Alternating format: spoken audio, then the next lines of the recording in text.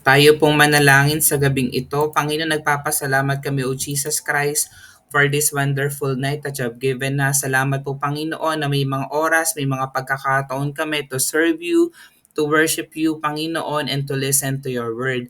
Dalangin po namin, O Jesus Christ, ang malayang pagkilos ng Espiritu, be our speaker, be our teacher, Panginoon. Patuloy na kayo pong siyang maparangalan sa bawat isa. Sa inyo pong papurit pagsamba sa pangalan ni Jesus. Amen. Ang pag-aaral natin tonight, prioritize serving the Lord. Kukuhanin natin yung ating verse sa Matthew chapter 6 verse 33. Ito yung sabi ng salita ng Diyos sa Matthew 6:33, "But seek first His kingdom and His righteousness, and all these things will be given to you as well." Sabi ng sa Tagalog, ngunit higit sa lahat ay bigyang halaga ninyo ang kaharian ng Diyos at ang pamumuhay ng ayon sa kanyang kalooban at ibibigay niya sa inyo ang lahat ng mga bagay na ito. So malino po na sinasabi dito ng salita ng Diyos na it's very important for us na i-prioritize sa mga bagay na patungkol sa ating Panginoon. Kasi secondary na lamang na lahat na mga bagay na dinidesire natin, lahat na mga bagay na nais natin na mangyari sa ating mga buhay ay ipagkakalob ng ating Panginoon. Kapag patuloy lang natin na isisik ang ating Panginoong Heso Kristo, patuloy lang natin na i-consult ang Lord sa lahat ng ating ginagawa at patuloy na siya yung ating paparangalan. So meron lang po akong 5 points na gustong ituro sa atin tonight on how we could prioritize serving the Lord. Number one, it's very important for us to understand God's kingdom agenda. Kailangan malinaw sa atin, naintindihan natin ano ba yung layunin ng Panginoon. Ano ba yung direction ng Panginoon? Bakit in the first place nilikha niya ang tao? Bakit kailangan na kilalanin natin siya na Panginoon at tagapagligtas ng ating buhay? Sabi ng Colossians chapter 3 verses 1 to 2, "Yamang binuhay kayong muli na kasama ni Kristo, ituon ninyo ang inyong pag-iisip sa mga bagay na nasa langit na kinaroroonan ni Kristo, na nakaupo sa kanan ng Diyos. Ang mga bagay na panlangit ang isaisip ninyo, hindi ang mga bagay na panlupa." Ayan. So ito nangangailangan to ng wisdom. Kasi narito tayo sa earth, pero tandaan mo, lahat ng meron tayo dito sa mundo, lahat yan ay temporary. Kaya ang sabi ng salita ng Diyos, set your minds on things above. May mas magandang direksyon, may mas magandang inihanda ang Lord sa bawat isa po sa atin. Kaya tayong lahat ay kanyang tinawag, kaya tayong lahat ay nakakilala sa kanya na sarili nating Panginoon at tagapagligtas. So, hindi naman ibig sabihin ng salita ng Diyos na ating napakinggan na baliwalain natin yung mga earthly things. Dito binibigyan lang ng emphasis na mas bigyan natin ng kahalagahan yung mga bagay na panlangit. Katulad ng ginagawa natin tonight. We are studying the message of grace. We are studying the Word of God. We are worshiping the Lord. Tayo po ay nananalangin. So dapat yung mga pag-iisip natin in accordance doon sa agenda ng ating Panginoon. Which yun nga, napakahalaga talaga na inaalam natin yung mga bagay na panlangit at yun yung ating patuloy na isinasaisip. Sabi dito, church, prioritizing God's kingdom means aligning our thoughts and actions with heavenly values. So, ibig sabihin, dapat sineset mo yung mind mo kung si Jesus Christ narito sa earth, ano kaya yung paraan ng pag-iisip ng Diyos? Ano kaya yung kanyang gagawin? So, mga bagay na attributed sa ating Panginoong Yesus, mga bagay na panlangit. An example is choosing honesty and integrity in our work, even if it means sacrificing personal gain. 'Di ba? Yung sa nananindigan ka talaga sa katapatan, sa katotohanan, tapat ka sa iyong pag-aral, tapat ka sa iyong trabaho, kahit na minsan masasacrifice yung ating personal gain or yung mga personal motives natin in life. Pero still, ang mindset natin, pinaprioritize natin yung mga bagay na panlangit at ina-align natin doon yung paraan ng ating pag-iisip at yung ating ginagawa. Point number 2, committing time to God in prayer and worship. Yan, 'di ba? Lagi itong sinasabi, hindi lang naman dapat tayo nagse-settle na tayo pa'y umaattend ng Sunday services, hindi lang tayo nagse-settle na umaattend tayo ng prayer meeting, ng Bible study. Dapat ikaw din mismo, you're setting your own time. A quality time with God in prayer and worship. Sabi nga ng Philippians chapter 4 verses 6-7, huwag kayong mabalisa tungkol sa anumang bagay. Sa halip, hingi ninyo sa Diyos ang lahat ng inyong kailangan sa pamamagitan ng panalangin may pasasalamat. 'Di ba? So lumapit daw tayo sa Panginoon, manalangin daw tayo sa Lord. At sa ating pagpipray, dapat andun yung pagpapasalamat na naniniwala tayo, nananampalataya tayo na ibibigay ito ng Lord sa bawat isa po sa atin. At ang kapayapaan ng Diyos na hindi kayang maunawaan ng tao ang siyang mag-iingat sa inyong puso at pag-iisip dahil sa inyong pakikipag-isa kay Kristo Jesus.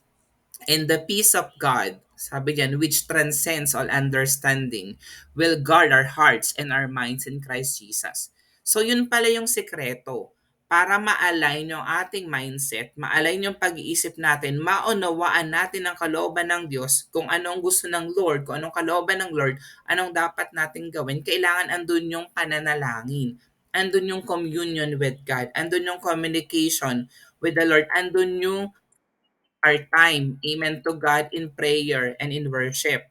Yan. Sabi nga dito, paano natin siya magagawa? So you have to devote specific times to prayer and worship. It demonstrates our commitment to prioritizing God. Yung kahit na minsan pagod ka, ang dami mong project, ang dami mong trabaho, stress out ka, pero you commit to God, Lord, kahit 30 minutes, I'm giving this quality time for you. I will worship you, I will pray to you, God, and I will listen to your word. 'Di ba? So this could involve setting aside time in the morning or before bed to seek His guidance and express gratitude. So I will leave that to you. Ikaw, ano ba yung best time para sa'yo na makipagniig sa Panginoon? Ito ba ay sa umaga? Ito ba ay bago kang matulog? Ayan, or gusto mong gawin, sabi nga ng Joshua, day and night. So, pwede po yun. So, as long as magbigay po tayo ng specific time to pray and to worship the Lord, i-commit po natin yun as we prioritize the Lord Jesus Christ. Pangatlong point na kailangan nating pag-aralan in prioritizing serving the Lord, using our God-given talents in service. Ayan. So ako hindi ako naniniwala na walang tao, especially Kristiyano, na walang talento. Lahat tayo binigyan ng Lord ng abilidad. Lahat tayo binigyan ng Lord ng talento. At dapat kung ano yung binigay sa atin ng Panginoon, dapat ipagamit po natin ito sa ating Panginoong Jesus. Sabi nga ng 1 Peter chapter 4 verse 10, each of you should use whatever gift you have received to serve others as faithful stewards of God's grace in its various forms. Tingnan mo tayo daw ay bilang mga mabubuting katiwala ng iba't ibang regalo, iba't ibang kaloob ng Diyos, gamitin daw natin ito sa kapakinabangan ng lahat, ang kakayahang tinanggap ng bawat isa sa inyo. Kaya nga siya naging regalo eh. So binigyan tayo ng regalo ng Panginoon not just for our benefit para ma-exercise natin kung anong talento, kung anong kakayahan ang binigay sa atin ng Lord. Pero kung tayo po ay talagang good steward ng Panginoon, ipapagamit natin ito to serve God and to serve others. Kaya nga may mga different ministries tayo sa ating simbahan, 'di ba? So you can take part.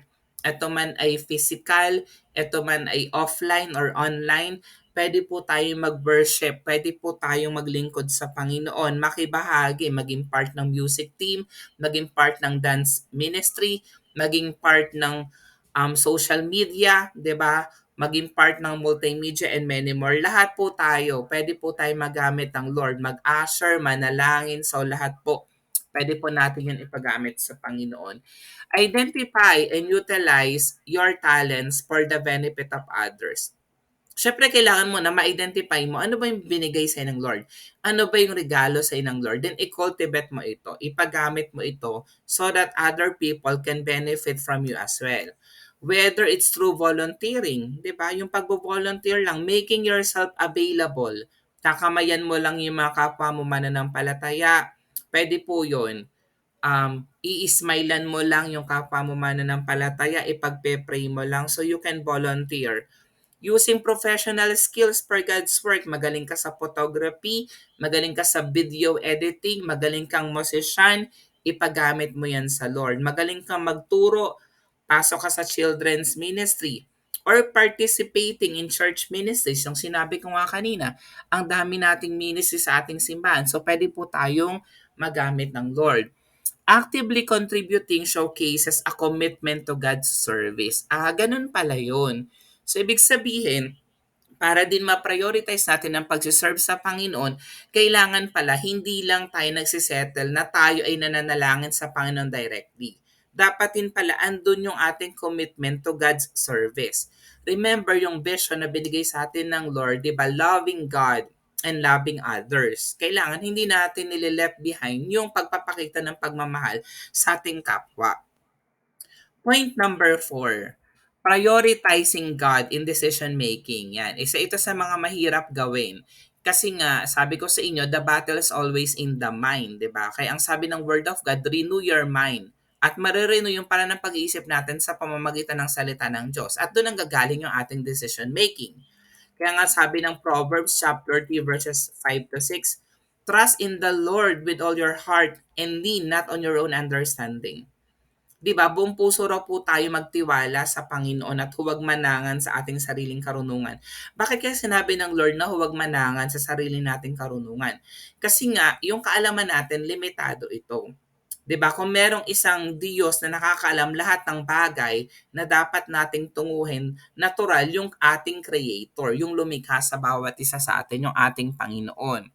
In all your ways, submit to Him, and He will make your path straight.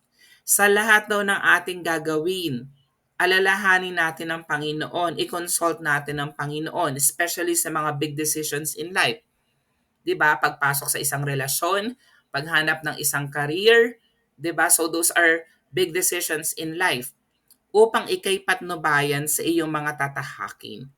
So kailangan andun yung sinisik natin ng Lord at kung sinabi ng Lord yung dapat natin gawin, kailangan magtiwala tayo sa Lord wholeheartedly, 100%.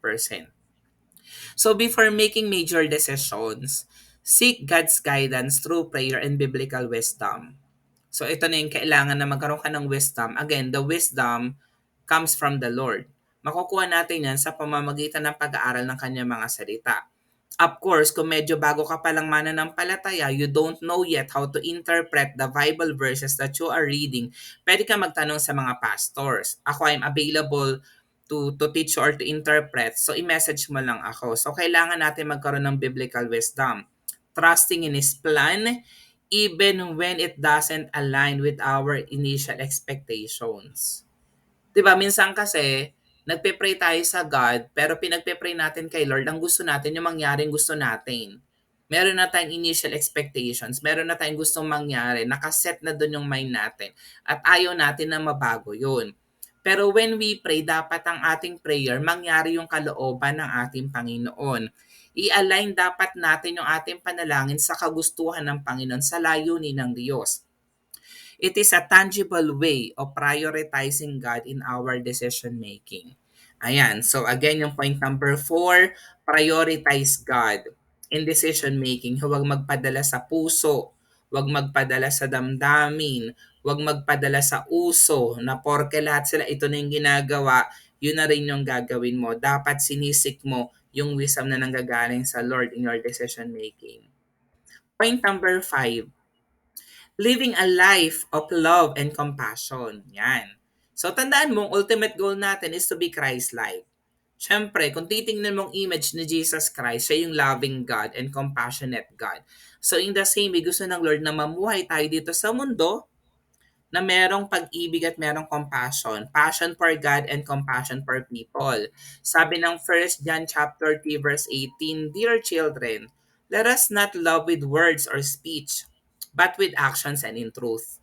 Mga anak, huwag daw tayo magmahal sa pamamagitan ng salita lamang, kundi patunayan natin ito sa pamamagitan ng gawa. Totoo. Kasi pag sinabi nating love, pag sinabi nating compassion, di naman pwede magsete lamang sa salita na mahal kita, na I care for you.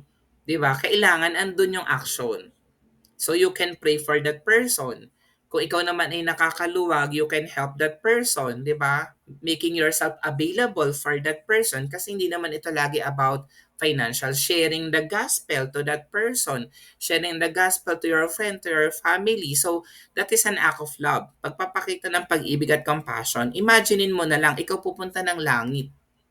Yung mahal mo sa buhay, hindi pa tumatanggap kay Jesus na Panginoon at tagapagligtas ng kanyang buhay, saan kaya siya pupunta?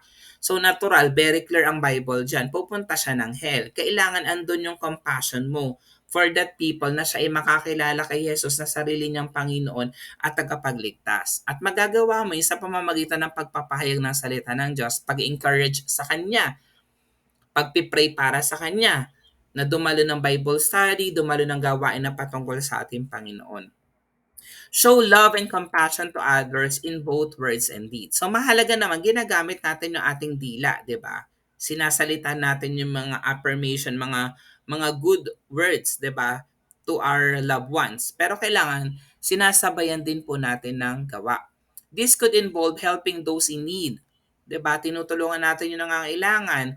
Forgiving those who have wronged us. Isa nga, it doesn't matter ikaw ba nagkasala, siya ba nagkasala, kailangan magpatawaran kayo. And demonstrating the transformative power of God's love in our relationships. So kailangan patuloy nang naitataas yung pag-ibig ng ating Panginoon sa lahat ng relasyon na meron tayo. Yan man ay sa family mo, sa kapatid mo, sa magulang mo, sa anak mo, sa girlfriend, sa boyfriend, sa asawa, 'di ba? Sa ka-church, sa kaibigan, katrabaho, kaklase, co-teacher, mga guru natin, mga titos, titas natin, lolo, lola, kailangan dine-demonstrate natin yung transformative power of God's love sa bawat relasyon na meron po tayo. So ito yung 5 points na tinalakay natin earlier. Again, we need to understand God's kingdom agenda. We need to commit time to God in prayer and worship. We need to use God-given talents in our service to God and service to other people as well. We needed to prioritize God in our decision making, and we need to live a life of love and compassion. Ngayon, ano yung lesson? 'Di ba? Ang topic kasi natin, prioritizing the Lord, 'di ba? Or serving the Lord, which is our ultimate priority. Sabi church ng Matthew chapter 4 verses 18 to 20. Ito yung unang time na tumawag ang ating Panginoon ng kanyang mga disipulo, 'di ba? As Jesus was walking beside the Sea of Galilee, he saw two brothers, Simon called Peter and his brother Andrew. So nakita niya si Simon Pedro at nakita niya si Andres. Sabi dito, busy yung dalawa. They were casting a net into the lake, for they were fishermen. So sila ay mangingisda, natural ang ginagawa nila, nagkakas sila ng lambat doon sa lawa at sila ay nangingisda. In the same way, ganun din tayo. Hindi naman tayo dinatan ng Panginoon na wala tayong ginagawa. Dinatan tayo ng Lord, may mga nagtatrabaho sa atin. Dinatan tayo ng Lord, may mga nag-aaral sa atin. Dinatan tayo ng Lord, may sakit at karamdaman tayo. Dinatan tayo ng Lord, marami tayong alalahanin sa buhay. Meron tayong sariling pamilya, may sarili tayong concerns. Pero hindi yung tiningnan ng Lord. 'Di ba? Hindi sinabi ng Lord na wag mo muna 'yang gawin, itigil mo 'yan. Ang sabi ng Panginoon, "Come, follow me," Jesus said, "and I will send you out to fish for people." At once they left their nets and followed him. Ang sabi lang ng Panginoon simple, "Come, pumunta ka dito. Sumama ka sa akin," sabi ni Jesus, "and I will send you out to fish for people." 'Di ba? Nag-atubili ba etong si Simon Pedro, etong si Andres, sinabi ba nila na, "Lord, busy po kami eh. Nagtatrabaho pa po kami. Ang dami po naming projects, ang dami po naming deadlines. Masakit po ang ulo ko. Marami po akong labahin." Or may sakit at karamdaman po ako, wala po akong pera, 'di ba? Pero ang sabi dito ng verse, at once, agad-agad, they left their nets and followed him. Iniwan ni Simon Pedro at ni Andres yung kanilang ginagawa at sumunod sila sa ating Panginoong Heso Kristo. In this example, Jesus calls Simon Peter and Andrew, who were engaged in their daily work as fishermen. The key point here is their immediate response. So kapag tinawag tayo ng Panginoon, kailangan tumutugon agad tayo. Yun yung lesson na ating napakinggan. When Jesus called them, they didn't hesitate or prioritize their earthly task over the call of the Lord. 'Di ba? Hindi nila sinet aside yung panawagan ng Panginoon kasi in the first place, alam ni Simon Pedro at ni Andres, sino ba itong tumatawag sa amin? Ito lang naman yung Diyos na mga Diyos, Hari na mga hari, Panginoon na mga Panginoon. Dapat ba nilang hindi paunlakan ang invitation ng ating Panginoon? In the same way, ganun din tayo, regardless how busy we are, especially kapag Sunday services, di ba? Kailangan nagbibigay tayo ng oras ng panahon sa ating Panginoon kasi alam natin na dapat ang priority natin ay serving the Lord. They understood the kingdom agenda Jesus was introducing. Andun yung wisdom, naunawaan nila ito yung lalong mahalaga. Ito yung dapat kong i-prioritize. Ano raw yung lalong mahalaga? Fishing for people, bringing them into God's kingdom. 'Di ba? Pag sinabi kasing fishing for people, ito yung pag-share ng gospel to others. Kaya nga dapat hindi lang tayo nagsisettle na napapakinggan natin ang salita ng Diyos.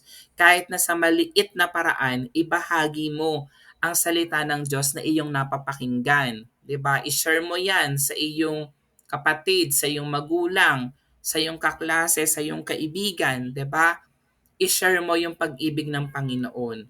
Kasi yun yung kalooban ng Lord. Patuloy na kung paano tayo nakakilala sa Kanya na sarili niyang Panginoon at tagapagligtas natin ng Lord, in the same way, ganun din ang gusto ng Panginoon when we share the gospel to others. By leaving their nets and following Jesus, they demonstrated a clear shift in their priorities, di ba?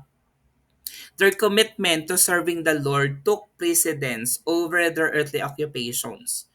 'Di ba hindi naman kasi issue dito busy ba tayo? Lahat po tayo busy. Marami tayong ginagawa. Pero dapat alam natin na yung commitment natin nasa Panginoon in service to God. This example illustrates the importance of recognizing and responding promptly when God calls us to align our lives with His kingdom agenda. So kapag may mga moments na naramdaman mo na tinatawag ka na talaga ng Panginoon, may mga pagkakataon na sinasabi ng Panginoon sa iyo, ito ang gawin mo. So dapat sundin agad natin ang kalooban ng Panginoon. This aligns with the teaching point of understanding God's kingdom agenda, setting our hearts and setting our minds on heavenly things. Kasi alam niya ni Simon Peter at saka ni Andrew na lahat ng bagay dito sa mundo magpa-pass away, 'di ba? Pero ang lahat ng mga bagay na eternal, yun yung mga bagay na patungkol sa ating Panginoon. Just as the disciples prioritize following Jesus, we are also encouraged to put God's kingdom first in our thoughts, in our actions, and even in our life choices. Kasi naniniwala ako talaga, ang buhay natin ay buhay talaga ng mga pagpili, 'di ba? Pipiliin mo talaga eh. So pero nasa iyo yung pagpili, hindi yan pinapakailaman ng Lord. Sovereign ang Lord, alam niya kung anong pipiliin mo. Pero yung paraan ng pagpili mo, hindi niya yan pinapakailaman. So it's our choice. Choice natin kung dadalo tayo ng gawain ng Panginoon. Choice natin kung mag-aaral tayo ng salita ng Diyos. Choice natin kung magpe-pray tayo, kung mag-share tayo ng gospel to other people. In summary, prioritizing serving the Lord involves aligning our thoughts and actions with God's kingdom agenda, committing time to prayer and worship, using our talents for His service, seeking His guidance in decision making, and living a life of love and compassion. So sa ating conclusion, by putting God first in our lives, we acknowledge His sovereignty. 'Di ba? Na the Lord is always in control. Alam ng Panginoon. Minsan dapat hindi ka mag-worry. Magkukulang kasi ako, Lord, kapag ikaw ang inuna ko. Ito ang mangyayari sa akin kapag ikaw ang inuna ko. Dapat alam mo na the Lord is always in control. Invite His guidance and participate actively in His redemptive plan. Yung plano ng Lord na iligtas ang tao, dapat nakikipag-participate ka doon, involved ka doon. Hindi ini-enjoy mo lang. Yes, we enjoy the salvation that we receive, pero dapat hindi nagsisettle sa atin. Share the gospel to others. This prioritization brings fulfillment and blessings as we trust in His promises. Kala lang nung iba, boring maging Christian, mahirap maging Kristiyano. Hindi po, masayang maging Kristiyano.